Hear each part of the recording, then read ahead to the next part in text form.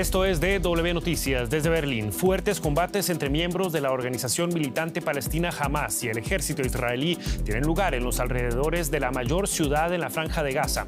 Naciones Unidas vuelve a condenar los ataques contra objetivos civiles. Israel justifica los bombardeos como objetivos legítimos en su misión de acabar por completo con la organización terrorista que perpetró los ataques el 7 de octubre. Estos son nuestros titulares. Las autoridades en Gaza, bajo el control de Hamas, reportan unos 20 muertos en un ataque aéreo israelí cerca de un campo de refugiados. La ONU dice que miles de gazatíes desplazados se refugiaban en los edificios de una escuela dirigida por la organización.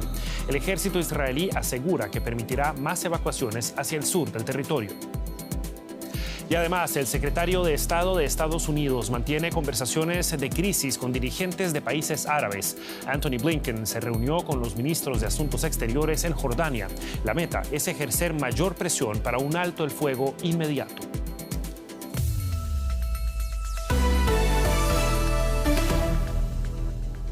Los saluda Javier Arguedas. Gracias por informarse con nosotros. Los bombardeos en la Franja de Gaza continúan afectando infraestructuras civiles. Según Naciones Unidas, una escuela que dirige la organización en el norte de Gaza fue impactada por un ataque aéreo. Aún se desconoce el número de víctimas. La agencia de la ONU que ayuda a los refugiados en la región dice que miles de palestinos desplazados se resguardaban en los edificios de la escuela. El ejército israelí, que continúa con sus operaciones contra Hamas en represalia por los atentados terroristas de la milicia islamista el pasado 7 de octubre, afirma estar investigando lo ocurrido y que permitirá la evacuación de más personas hacia el sur de Gaza. Rabia y desesperación tras una nueva serie de ataques aéreos israelíes. Los misiles alcanzan una escuela de la ONU que se utilizaba como centro para refugiados en Jabalia, al norte de Gaza. Las bombas caían sobre nosotros, la gente se hacía pedazos, todos murieron. Estaban heridos. Queremos una tregua, por favor, estamos agotados. ¿A dónde debemos ir? Atacan los refugios a la gente en las calles. ¿Desde cuándo está bien atacar los refugios? No es justo. Te atacan mientras caminas, te atacan mientras llevas un cadáver para enterrar. Las fuerzas de defensa de Israel están llevando a cabo lo que llaman incursiones selectivas en el sur de Gaza. Además, continúan avanzando en el norte. Hemos librado duros combates en la Franja de Gaza. Hemos completado el cerco. Las fuerzas de Israel están operando desde el sur y el norte de la ciudad de Gaza y han entrado en zonas pobladas para conseguirlo. Con la ciudad de Gaza sitiada por completo, el ejército israelí anunció un plazo de 3 horas para que los civiles salgan por una ruta de evacuación. Pero algunos que lo intentaron aseguran que no es posible. La carretera estaba dañada debido a los bombardeos y había cadáveres en la calle que quizás llevaban ahí 2 o 3 días. Así que regresamos a toda velocidad porque tuvimos la sensación de que era una trampa. Israel asegura haber matado a varios comandantes de Hamas y estar logrando avances significativos. Las autoridades israelíes continúan exhortando a la gente para que se desplace al sur, donde, según Israel, es más seguro. Pero ante los bombardeos incesantes, para muchos palestinos, ningún lugar parece ofrecer seguridad. Y entre tanto continúan los esfuerzos por evitar precisamente más muertes de civiles. El secretario de Estado estadounidense, Antony Blinken, volvió a abogar por pausas humanitarias en los combates. Sin embargo, rechazó los llamados a un alto el fuego total, alegando que solo permitiría a Hamas reagruparse. Blinken mantuvo conversaciones en Jordania con dirigentes árabes que han presionado para que se ponga fin por completo a los enfrentamientos. El viaje de Antony Blinken a Jordania ha puesto de manifiesto el abismo que hay entre el apoyo estadounidense a Israel y la indignación de los países árabes por el asedio y el bombardeo constante de la Franja de Gaza. El ministro de Exteriores de Egipto urge a Estados Unidos a que pida un alto el fuego. Insisto en la importancia de cerrar un alto el fuego inmediato y completo en Gaza, sin condiciones ni restricciones. Jordania alertó de la escalada de odio en la región. Los valores musulmanes, judíos, cristianos y todos los valores dictan que trabajemos por la paz y que pongamos fin a esta locura y que no permitamos la peligrosísima deshumanización que vemos.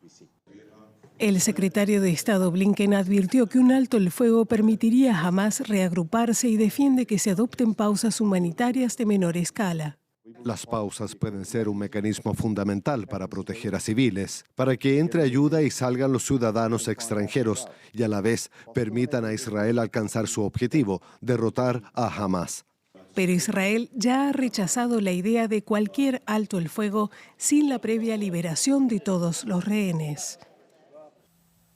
Antes de este programa hablé con el periodista Mikel Ayestarán en Jerusalén y le pregunté qué peso tienen los llamados de Estados Unidos frente a la determinación de Israel de seguir con los ataques hasta terminar con Hamás. Esto fue lo que nos dijo.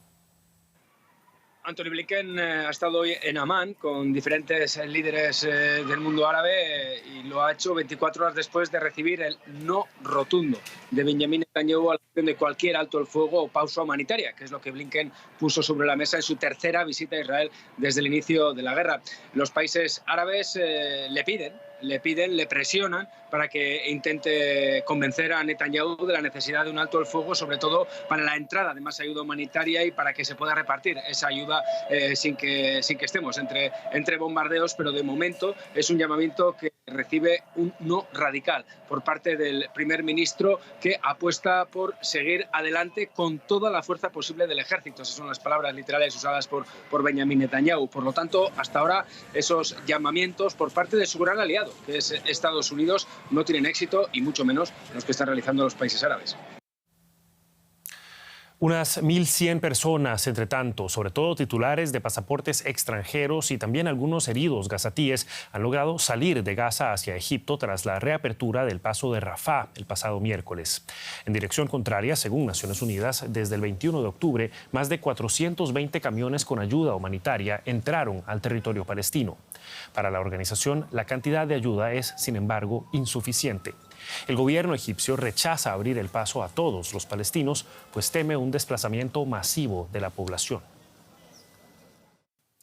Y el periodista Francisco Carrión, quien se desempeñó como corresponsal, entre otros, en el Cairo, está también siguiendo este frente, esta noticia para nosotros. Muchísimas gracias por estar con nosotros, Francisco. Hemos visto informes de reporteros en la frontera entre Egipto y la Franja de Gaza que hablan de una gran cautela e incluso secretismo en los procesos migratorios de quienes cruzan por el paso de Rafah. ¿A qué se refieren exactamente? Pues estamos a punto de llegar al primer mes de los bombardeos israelíes en Gaza y se han necesitado, recordemos, semanas para lograr que extranjeros y palestinos con doble nacionalidad, además de heridos, puedan comenzar a abandonar Gaza a través del paso egipcio. Ya han salido unos cientos, pero es un proceso complejo, condicionado también por la situación sobre el terreno por la ofensiva israelí. Egipto asegura que permitirá la entrada de unas 7.000 personas en los próximos días y semanas, pero en la práctica los acontecimientos sobre el terreno están complicando esas evacuaciones. Hoy sábado, por ejemplo, el cruce ha permanecido cerrado de manera temporal. Hamás insiste en que no permitirá la salida de extranjeros hasta que se establezca un corredor humanitario para los palestinos heridos que se trasladan hacia Rafah después del ataque hoy a una ambulancia en las proximidades del mayor hospital de Gaza. Ahora, al mismo tiempo se aboga, sobre todo desde la comunidad internacional, porque el tránsito desde y hacia Egipto de ayuda humanitaria y de personas necesitadas sea mucho mayor. Ya hablabas de que también hay barreras entre los mismos militantes de Hamás. En términos generales, ¿qué tanta influencia tiene Egipto en todo esto, en que se alivie esa situación humanitaria en Gaza? Pues el papel de Egipto, lo hemos visto estas semanas, ¿no? Está siendo vital para tratar de aliviar la agonía que vive la población de Gaza, estos 2 millones de personas en la franja. Lo ha sido además durante estos 16 años de bloqueo a la franja. El paso de Rafah, recordemos, es la única conexión con el exterior de Gaza que nos halla en manos de Israel. Es fundamental para el movimiento de salida de personas y de productos básicos y bienes como combustible, que las autoridades israelíes no permiten que entre desde los ataques, desde el inicio de los bombardeos, también medicamentos y materiales de construcción que procedían de Egipto. Pero salir y entrar de Gaza no es una tarea fácil, solo es posible acceder con un permiso del gobierno egipcio o el israelí, y quienes deseen salir de Gaza por Rafah deben registrarse ante las autoridades palestinas locales con meses de antelación, con semanas de antelación. Recordemos además que el año pasado Rafah estuvo abierto unos 245 días, según datos de la ONU, y que a lo largo de este año solo ha permanecido abierto unos 138. La ONU denuncia de manera insistente que los procedimientos y las decisiones de ambas autoridades, tanto las israelíes como las egipcias, carecen de transparencia en cuanto al uso, al permiso para usar Rafah. Era el análisis del periodista Francisco Carrión sobre la delicada situación en la frontera entre la Franja de Gaza y Egipto. Francisco, gracias y muy buenas noches para vos. Turquía anunció que retirará a su embajador en Israel en protesta por lo que ha calificado de tragedia humanitaria en Gaza. Según el Ministerio de Asuntos Exteriores turco, la decisión se debe a los bombardeos israelíes contra civiles y a su negativa a acordar un alto el fuego. Anteriormente, el presidente de Turquía, Recep Tayyip Erdogan, declaró también que romperá los contactos con el primer ministro israelí Benjamin Netanyahu, de quien dijo, citamos, ya no es un interlocutor válido. Dejamos atrás la guerra en Medio Oriente para enfocarnos en la otra guerra que nos ocupa aquí en Europa, la de Ucrania. La presidenta de la Comisión Europea, Ursula von der Leyen, recomendará una ayuda adicional de 50.000 millones de euros para Ucrania. El anuncio se produjo durante su visita sorpresa a Kiev, donde se reunió con el presidente Volodymyr Zelensky, para quien el conflicto en Medio Oriente está desviando la atención de la guerra de su país contra Rusia. Von der Leyen presentará la próxima semana un informe sobre la solicitud de adhesión de Ucrania a la Unión Europea. Durante la rueda de prensa elogió los progresos que Ucrania ha hecho para llegar a esa meta. Y durante su gira por varios países africanos, el presidente de Alemania, Frank-Walter Steinmeier, instó a las empresas alemanas a invertir más en África. Su última estación fue Zambia, país que, como la mayoría en la región, lucha contra los efectos del cambio climático. Ambos países desean cooperar más para enfrentar problemas como el abastecimiento energético y de agua. El humo que truena. Así es como se llaman en Zambia las cataratas Victoria. Pero con el paso de los años, los niveles de agua están bajando peligrosamente debido al cambio climático. Unos kilómetros río arriba, en el Zambeze, una planta de extracción de agua monitorea la situación. Esto es muy importante porque Zambia necesita agua para generar electricidad. El 80% de nuestra energía depende del agua. Dependemos de la energía hidráulica. Debido al cambio climático, no se genera suficiente energía, sobre todo en la estación seca.